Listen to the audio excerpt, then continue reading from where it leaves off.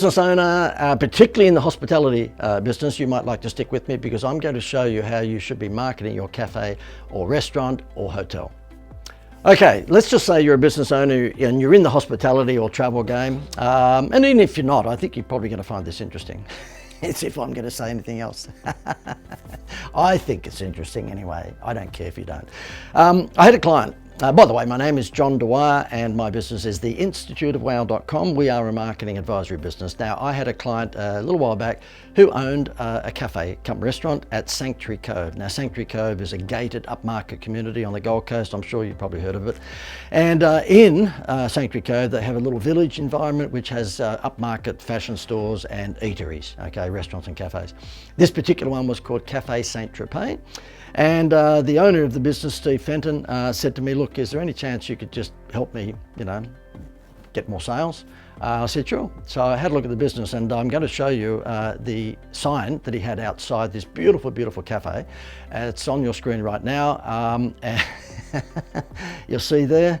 Yes, it made him look like the $2 discount store. Okay, this was a beautiful cafe in a very exclusive upmarket village. We're talking something like, what's the street in Hollywood that everyone goes to? What's the street? I'll ask one.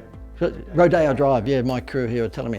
Rodeo Drive, that's the sort of ambience that this place has, and yet he had that sitting at that sign, that yellow gross sign sitting outside his restaurant. I said to him, who did the sign? Stevie Wonder? And he said, well, I think it was a friend of my daughter's. I said, oh God, please, she should not be a friend any longer. She's just taking your brand to the toilet. And I said to him, well, first of all, we need to fix that sign. And he said, well, okay, what should I do? So let me show you how we fixed it. See on your screen at the moment? Do you think that particular sign there, which of course has got beautiful, beautiful ambience about it, we've given the font, if you like, the typeface, an aura of class, and we've told everyone we're open for breakfast, lunch and dinner, and it's superb cuisine and the best coffee on the Gold Coast. I'll tell you more about that in a moment. If you see the before and after of those two signs, yeah, it's not even a contest, is it? Now, the other thing that we did is that I looked at his menu, and have a look at what his menu looked like before, before we changed it. I said to him, oh my goodness, who did your menu?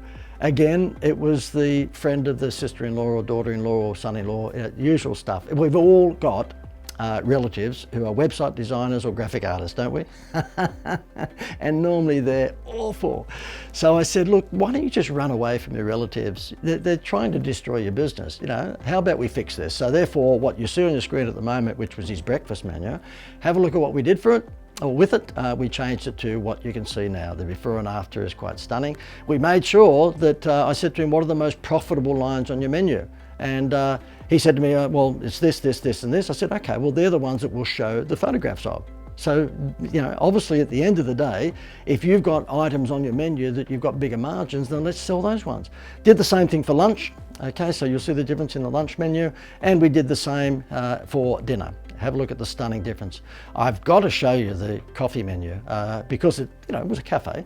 I haven't got the before and after, I've got the after. Now, the moment that he came out with this coffee menu and they handed that to people when they came to sit down, or they had finished their meal and he was asking, would you like a coffee?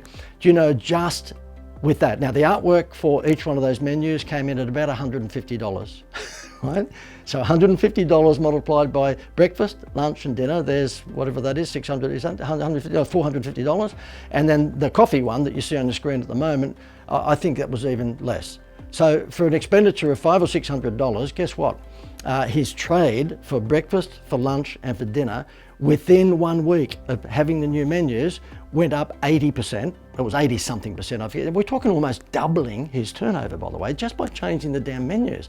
And in terms of the coffee, it was up like 400%. Because if you have a look at what's on your screen at the moment, the actual coffee menu, how could you refuse having a coffee? You have to have a coffee. This is what he's got to say. I came across John when I owned a restaurant on the Gold Coast, and John introduced this VIP card idea where we'd buy 2,000 cards. It was incredibly cheap. I couldn't believe. I thought it'd be very expensive, but it was an incredibly cheap deal to get the cards, and they were quality cards, VIP cards with our logo, restaurant name, and we sent these out to all the homes, a letterbox drop to all the homes in the nearby area where we thought our target market was. The VIP card was really quite simple. It gave them 10% off off their food, and of course, so the cost to us wasn't 10% because obviously they'd buy drinks as well, but it was an absolute terrific success. One of the things John did, and I'll try and show you one, is he got us to put pictures of the desserts on the menu.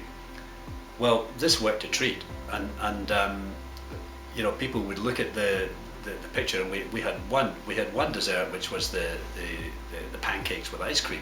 That was a particularly good picture, and people would order that all the time. So we found that we could influence what we were selling just by the quality of the picture on the menu. Yeah, John also suggested that we take the desserts out into the restaurant and show them to the customers. And the moment we did that, you know, our dessert sales just skyrocketed. People could see it, they liked it. Yes, I'll have that. Yes, I'll have that. That looks great. It was something we hadn't thought of, but it was just a simple wow that didn't cost us anything to do, but it just skyrocketed the sales of our desserts. Before we put into place John's coaching program, our annual profit was about $120,000 a year. But after we put John's coaching program into place, the profit within 18 months grew to an annual rate of about $440,000 a year. What that did to the value of our business was it multiplied it 4 times. Just an outstanding result. Okay, so there you go, pretty happy camper. We introduced a VIP card for him in terms of, you know, people who lived inside the gated community.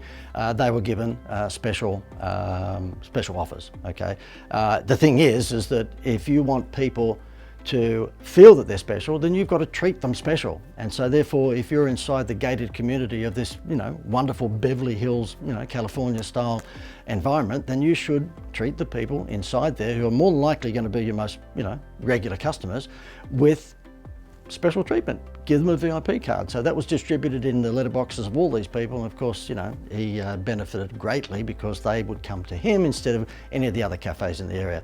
He collected a database.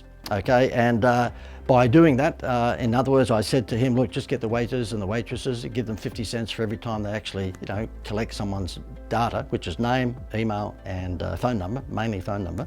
And he said, well, I go on. I said, well, don't let anyone leave, because there's hardly any restaurants in the world that collect data. And they wonder why Amazon is doing so well, because they've collected data for years and they're exploiting it. So what happened is that when you had a meal, if you were there with 3 of your girlfriends and you just played tennis and there was 4 of you, then the waitress would say, listen, here's a piece of paper. All it was to win dinner for 10 of your friends at the end of the month. Can we just have you fill it in, name, email, and phone number? Guess what? Within about 3 months, he collected something like about 12,000 people's details. Now, when it came time to sell the business, guess what happened? Because he did sell the business. He was getting about $1 million for the business, I think it was, when he was selling it. And he rang me up and said, listen, the guy that's giving me the money, I've said to him that we've got a database of X thousand people, I think it was about 12,000, not only their name and contact details, but how much they spend a week. So we categorised them A, B, C, D based on what their spend was each week. In other words, what their annual value was to the business. And he said, what would I charge? I said, oh mate, I don't know, pick a number. And so he picked a number near enough 100 grand, and the guy wrote the check out on the spot, because who wouldn't want to buy the database with the business? So that's the crazy thing about most hospitality businesses, is that they don't collect data. And it means is that the most valuable thing when they're selling is not just the P&L and fixtures and fittings, but also the customer base. Can you imagine if someone said to you, oh, by the way, if you want to pay a little bit extra, I'll give you the names and contact details of everyone. Now, guess what he was able to do with that, by the way? At 3 o'clock of an afternoon, if he wanted to fill his restaurant for dinner, he just sent out a text message and said, look, we've got a lobster tail meal for 2 tonight for $68, but first in, best dressed. And guess what? Within 10 minutes of sending out that text message to maybe 500 of his database, bang, booked out for that night.